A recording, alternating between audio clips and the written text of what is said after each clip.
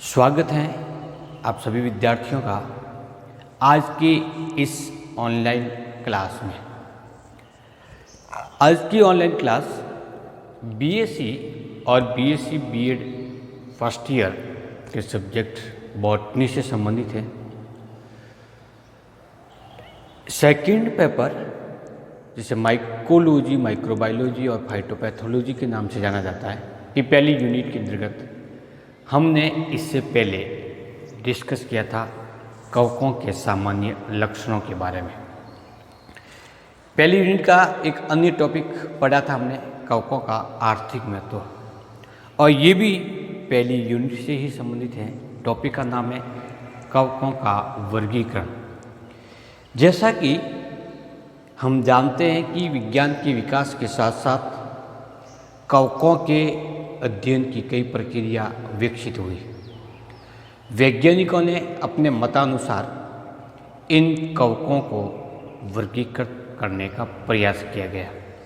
तो कई कवक विज्ञों द्वारा कवकों का वर्गीकरण किया गया है, जिसमें एलेक्सोपोलस द्वारा, टॉर्नफोर्ड द्वारा, एलेक्सोपोलस और मिम्स की वर्गीकरण प्रणाली जैसी कुछ सामान्य प्रचलित वर्गीकरण प्रणाली है। तो आज के इस क्लास में हम डिस्कस करेंगे उसी एक वर्गीकरण प्रणाली के अंतर्गत एलेक्सोपोलस द्वारा प्रतिपादित वर्गीकरण प्रणाली। आप ये क्लास गायत्री कॉलेज सांचौर द्वारा संचालित ऑनलाइन क्लासेस प्रोग्राम के अंतर्गत यूट्यूब चैनल पर देख रहे हैं। यदि आपने अभी तक इस चैनल को सब्सक्राइब नहीं किया है तो आप उसको सब्सक्राइब कीजिए, लाइक कीजिए और शेयर भी कीजिए। आप इस क्लास के साथ साथ अपने नोट्स भी बना सकते हैं। तो प्रारंभ करते हैं एलेक्सोपोलस द्वारा प्रतिपादित वर्गीकरण प्रणाली। कवकों को एलेक्सोपोलस द्वारा डिवीजन माइकोटा में रखा गया। इन्होंने अपनी वर्गीकरण प्रणाली को 1962 से लगा करके 1968 के बीच में प्रकाशित किया था, और इसमें उन जीवों को सम्मिलित किया गया जिनमें क्लोरोफिल नहीं पाया जाता है, जिसके फलस्वरूप ये सामान्यतः परपोषी प्रकार के होते हैं। दूसरे, इनमें पाई जाने वाली कोशिका भित्ति सेल्यूलोज के स्थान पर काइटिन से निर्मित होती है। तो एलेक्सोपोलस के द्वारा कवकों को डिवीजन माइकोटा में रखा गया। माइकोटा डिवीजन को और आगे वर्गीकृत किया गया। कोशिका भित्ति, उसमें पाए जाने वाला कोशिकांग, कोशिका प्रकार और जनन अंगों की संरचना के आधार पर कुल 2 सब डिवीजन में विभक्त किया गया। किसमें विभक्त किया गया? सब डिवीजन में। और ये सब डिवीजन कौन कौन से थे? एक सब डिवीजन था मिक्सोमाइकोटिना और दूसरा सब डिवीजन है यूमाइकोटिना। मिक्सोमाइकोटिना के अंदर पाए जाने वाले कवकों को स्लाइम मोल्ड्स के नाम से जाना जाता है, जिसको हिंदी में हम अपंक कवक कहते हैं। इस प्रकार के कवकों में कोशिका भित्ति नहीं पाई जाती है, फलस्वरूप जीवदली होता है, नग्न रूप में पाया जाता है, और इसी को हम प्लाज्मोडियम के नाम से जाना जाता है। इस सब डिवीजन के अंतर्गत एक क्लास रखी गई है जिसको नाम देते हैं मिक्सोमाइसीटीज। क्या कहेंगे? मिक्सोमाइसीटीज। यूमाइकोटिना में उन कवकों को रखा गया जिनमें सुविकसित प्रकार की कोशिका भित्ति और सुविकसित प्रकार का केंद्रक उपस्थित था। ऐसे जीवों को किसमें रखा गया? यूमाइकोटिना सब डिवीजन में। इनमें किसमें? यूमाइकोटिना सब डिवीजन को फिर वापस बीजाणुओं की संरचना के आधार पर कुल 8 क्लास में विभक्त किया गया। कितने वर्ग बनाए गए इसके अंदर? 8।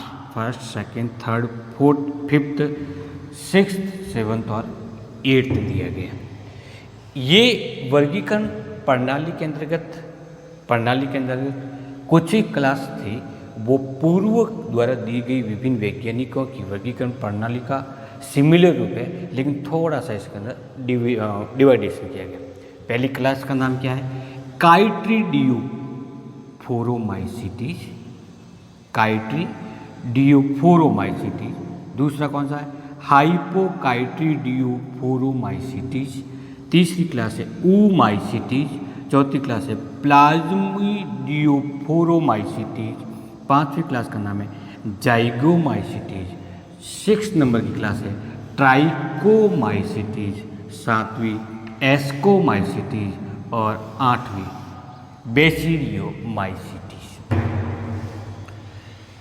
डिवीजन यदि सब डिवीजन है तो इसके पीछे सफिक्स के रूप में माइकोटिना शब्द प्रयोग किया जाता है, जबकि क्लास के लिए माइसीटीज वर्ड लगाया जाता है। तो सफिक्स क्या लगाया गया?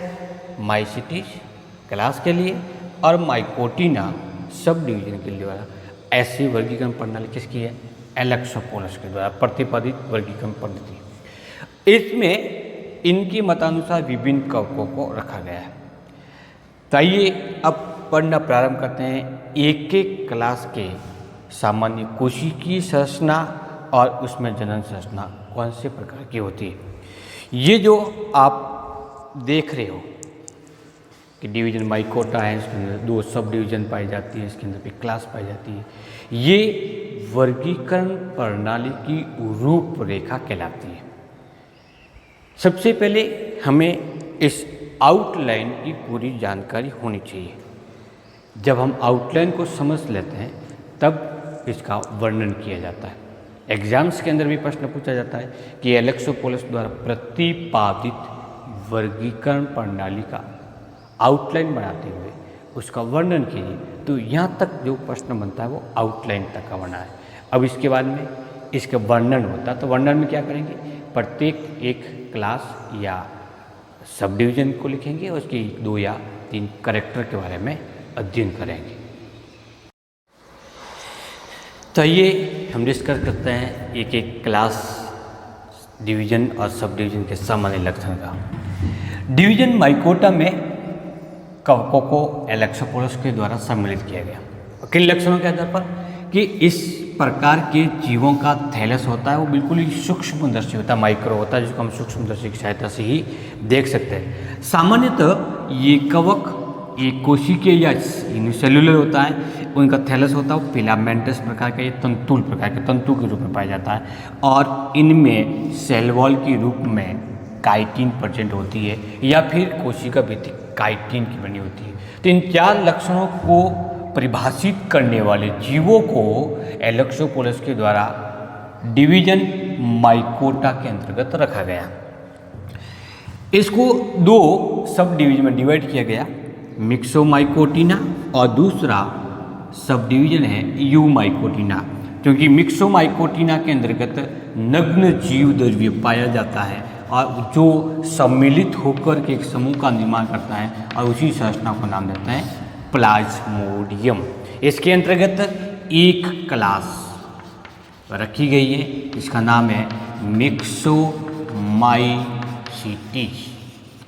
इसके उदाहरण कौन से हैं? जितनी प्रकार के स्लाइमोल्ड्स प्रकार के कवक हैं वो पूरे सब डिवीजन मिक्सोमाइकोटिना के सदस्य होते हैं। दूसरा सब डिवीजन जो विकसित प्रकार का है वो है यूमाइकोटिना। इसके अंतर्गत कौन से कवकों को रखा गया? ऐसे कवक जिनकी कायिक अवस्था वेजिटेटिव स्ट्रक्चर या तो यूनिसेल्युलर हो या फिर मल्टीसेल्युलर हो, पहली कंडीशन। और दूसरा वो जो माइसीलियम का निर्माण करते हैं या उनका माइसीलियम सामान्य तौर पर शाखित प्रकार का होता है। इसमें कोशिका भित्ति पाई जाती है, जबकि मिक्सोमाइकोटिना में कोशिका भित्ति नहीं पाई जाती, अनुपस्थित होती है और वही नग्न जीव द्रव्य सम्मिलित होकर किसका निर्माण करता है? प्लाज्मोडियम का निर्माण करता है। सब डिवीजन यूमाइकोटिना के कवक तंतु या हाइफी सामान्य तौर पर एसेप्टेट अपट्टीय, पहले डिस्कस किया था पट्टी और अपट्टीय क्या होता है, तो सामान्य तौर पर अपट्टीय, लेकिन कभी कभी वो सेप्टेट भी या पट्टीय प्रकार के भी हो सकते हैं। सामान्य तौर पर कोशिका है वो बहुकेंद्रिकीय होती है। ये बहुकेंद्रिकीय के साथ साथ में एक केंद्रिकीय अथवा द्विकेंद्रिकीय भी हो सकती है। इनमें सेल वॉल प्रेजेंट होती है, वो किसकी बनी होती है? 100% काइटिन से निर्मित होती है, लेकिन कभी कभी कुछ कवकों में काइटिन के साथ में सेल्यूलोज पाई जा सकती है।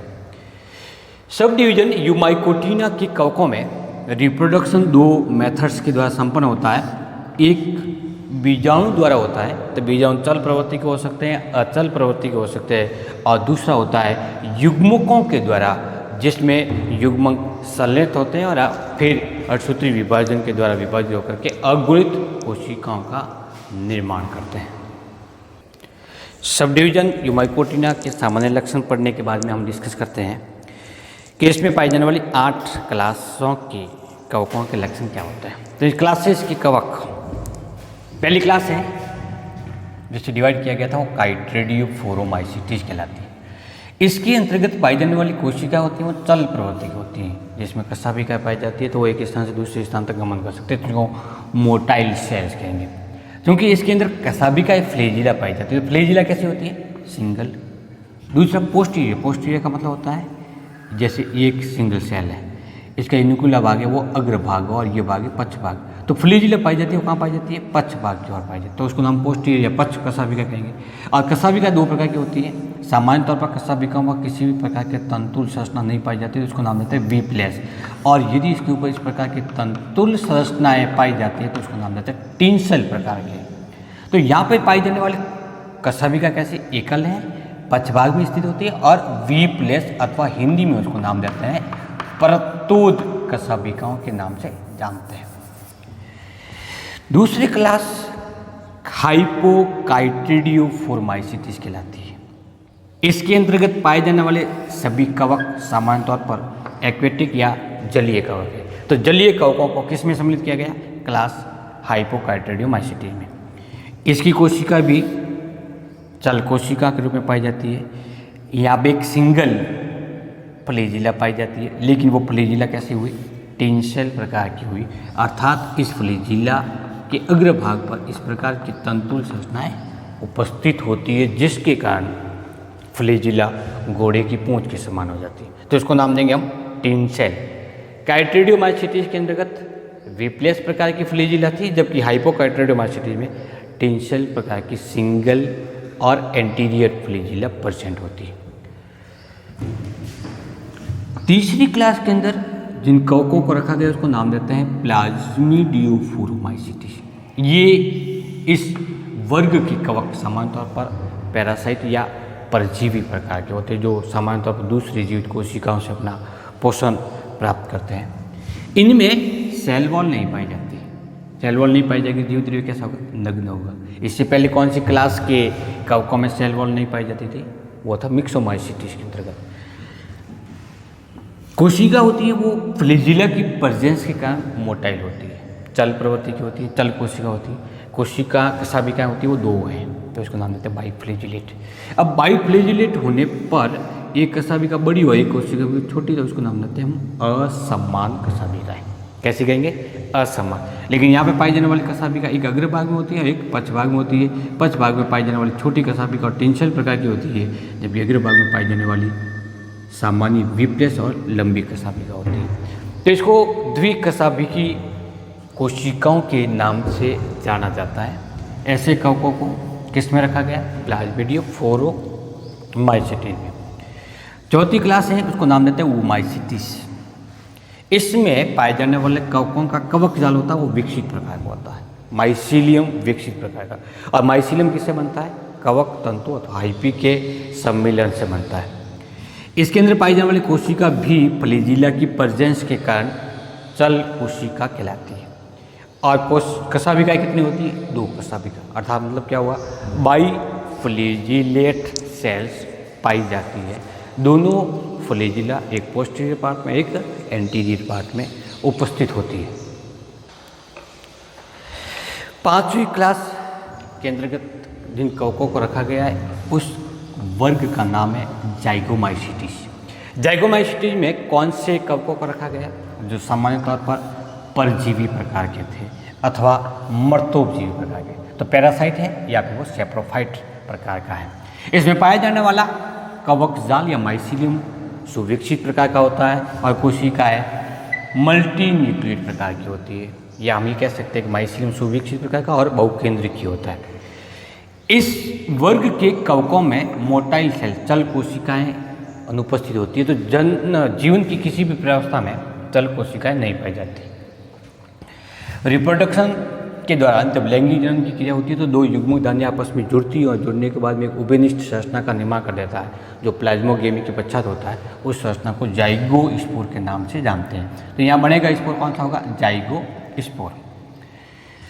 तो जाइगोस्पोर बनाने वाले सभी कवक को जाइगोमाइसीटीज में रखा गया है।